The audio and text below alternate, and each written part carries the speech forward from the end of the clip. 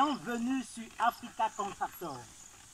Alors, il y a un adage africain ou alors un proverbe, si vous voulez, qui dit souvent que quand vous arrivez quelque part, si les gens marchent à pied ou à quatre pattes, marchez aussi à quatre pattes sans au préalable demander pourquoi on marche à quatre pattes. C'est après avoir marché à quatre pattes que vous allez demander pourquoi ici on marche à quatre pattes. Ok, en passant, il est important de faire ces traitements quand il fait soleil. Oui, que ce soit un traitement insecticide, fongicide, herbicide, je vous propose de le faire quand il fait vivement soleil. Donc, commencez souvent entre 10h et 11h. Au lever du soleil, c'est excellent. En fait, je vous donnerai dans une vidéo les avantages de le faire. Mais aujourd'hui, on n'est pas là pour parler de ça. Installez-vous confortablement. Nous allons parler d'une thématique assez importante. Déjà, si vous me découvrez pour la première fois, mon nom à moi c'est Fabrice Ndjelakou, ingénieur agronome de formation et de profession. Sur cette chaîne, nous parlons d'agriculture, d'élevage, d'agroalimentaire et beaucoup d'idées business qui concernent l'agro-pastoral. Alors, ce matin, nous allons parler du personnel en agriculture ainsi qu'en élevage. Installez-vous confortablement. Nous allons commencer tout de suite.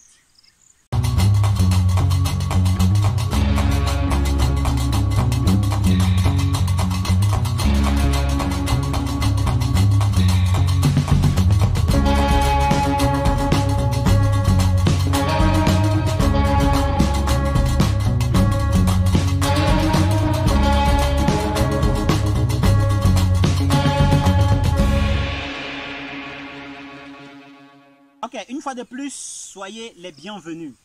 Comme je le disais à l'entame de mes propos, aujourd'hui on va parler du personnel en agriculture ou en élevage. Alors disons du personnel agricole. En fait, je fais cette vidéo parce que je me suis rendu compte que la plupart d'entre vous commettent ces erreurs-là et qui fauchent parfois vos projets. On va parler de ce matin comment est-ce qu'il faut gérer son personnel agricole ou d'élevage. Mais généralement, c'est un peu beaucoup en agriculture qu'on a ce problème. En élevage, il y a souvent moins de problèmes. Je le dis parce que cette semaine, j'ai reçu au moins 4 à 5 appels de certains de mes clients qui ont acheté un accompagnement ou une formation ou un coaching chez moi. En fait, bref, ils ont acheté un service chez moi et les plaintes étaient similaires. C'est-à-dire, mon employé, il a pris l'avance pour faire un travail, il n'a pas fait. Mon employé a pris l'argent pour faire un travail, il a commencé, il a arrêté en mi-chemin. Mon employé me dit que sa ration ne suffit pas et bien d'autres et bien d'autres.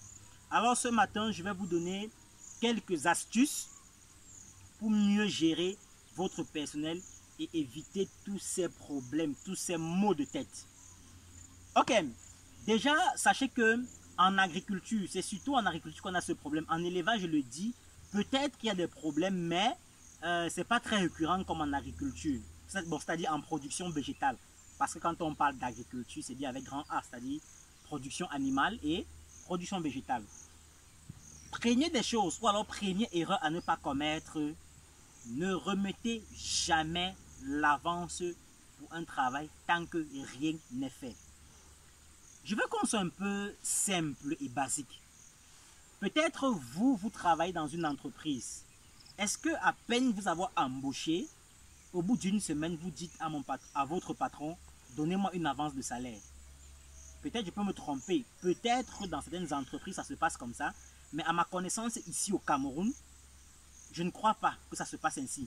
C'est à la fin du mois que tu prends ton salaire. Même dans ces sociétés, quand vous êtes embauché, même pour prendre une avance de salaire, c'est au moins après 6 mois de service dans la même société que votre employeur dit à la banque, désormais vous pouvez prendre, je crois qu'on appelle souvent ça les découverts, ou alors avance sur salaire si vous voulez. Je ne sais pas pourquoi, parce que c'est en agriculture, quelqu'un vient vous dire, je vais défraîchir ici, ou je vais faire les poquets, ou je vais pulvériser comme je suis en train de le faire là par exemple. Pour cela, il faut peut-être tel montant. Donnez-moi telle avance, je commence le travail et vous donnez. Attendez, il n'a rien fait. Il n'a encore rien fait, vous lui donnez l'argent, pourquoi? Pour ma part, peut-être, vous allez dire que je suis trop sévère ou alors que je me trompe. Oui, peut-être. Mais de mon expérience, sur 10 personnes à qui vous remettez l'argent pour une avance d'un travail, sur 7 sur 10 ne finissent pas le travail. Ou alors 7 sur 10 vous dérangent. Il n'y a que 3 qui peuvent faire votre travail jusqu'à la fin. Mais par contre, de mon expérience, je me suis rendu compte que quand je te dis travail, je te paye, en fonction de ton travail, c'est-à-dire tu commences et je viens, je te paye pour ce que tu as déjà fait. Tu finis et je te donne ton argent. La personne est prête à travailler vraiment avec toute sa force, toute sa rigueur. Ça, c'est la première erreur. Donc, ne donnez pas l'avance pour un travail qui n'a même pas encore commencé. Ça ne se fait nulle part. Ne banalisez pas le secteur agricole. Ne croyez pas que parce qu'on est en agriculture, parce qu'on est au champ comme ici, que ce n'est pas une entreprise à part entière comme toutes les autres. Dans aucune entreprise au Cameroun, tu ne peux être embauché. Au bout d'une semaine, tu demandes l'avance de salaire. C'est après un mois de travail. Encore en agriculture, on peut être encore clément. Que tu travailles une semaine, on te paye pour une semaine. Ça peut te permettre d'avoir de quoi manger ou je ne sais pas de quoi payer le taxi pour sortir le week-end. Parce que généralement en agriculture, quand vous travaillez, vous dormez dans les campements, vous voyez. Vous dormez dans les fermes, c'est-à-dire dans le campement de la personne qui vous a embauché. On peut encore comprendre, mais pas que je vous donne de l'argent sans que vous n'ayez commencé. Ça, c'est la première erreur. La deuxième erreur que beaucoup commettent en agriculture, c'est de dire je paye mes ouvriers agricoles 30 000 le mois. Ou 40 000 ou 50 000, je ne sais pas trop le mois. Mais c'est moi qui gère sa ration. Erreur na Fombotuku. Attendez, soyons clairs. Si moi, en tant que votre ouvrier, je viens vous dire que, désolé, permettez un peu. Vous savez, c'est quand je suis en mouvement que je ne sens pas le poids. Mais là, c'est 16 kilos que j'ai sur le dos. Voilà. Je me sens un peu plus à l'aise ainsi. Ok. Donc, erreur na Fombotuku, comme je le dis.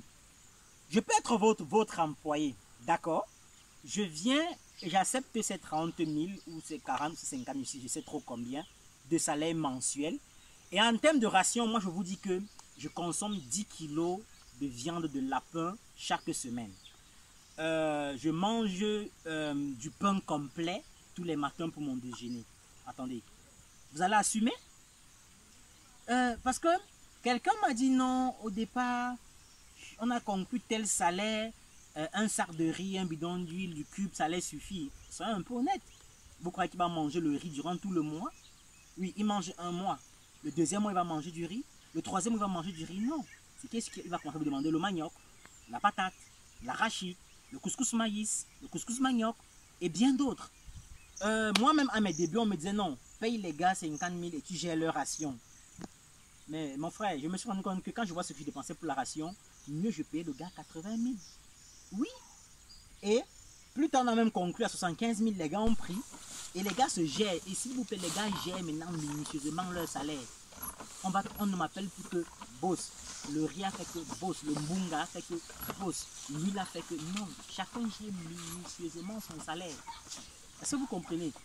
Donc, ce matin, en fait, j'ai justement fait cette vidéo parce que tout à l'heure encore, hormis les 4 personnes qui m'ont appelé, il y a une autre qui m'a appelé pour me dire voilà la difficulté que je rencontre dans ma ferme agricole. Elle, c'était justement la ration, parce qu'elle dit, elle paye ses ouvriers, je crois que c'est 35 000 le mois, et elle a pris la résolution de gérer leur ration. Mais elle dit, le mois n'est pas encore fini, elle n'est qu'à 2 semaines, ils sont 4, elle a déjà dépensé 65 000 francs de ration. Donc du coup, je me suis dit, il fallait que je fasse cette petite vidéo, pour vous qui me regardez. Si vous n'êtes pas encore tombé dans ce piège, évitez-le.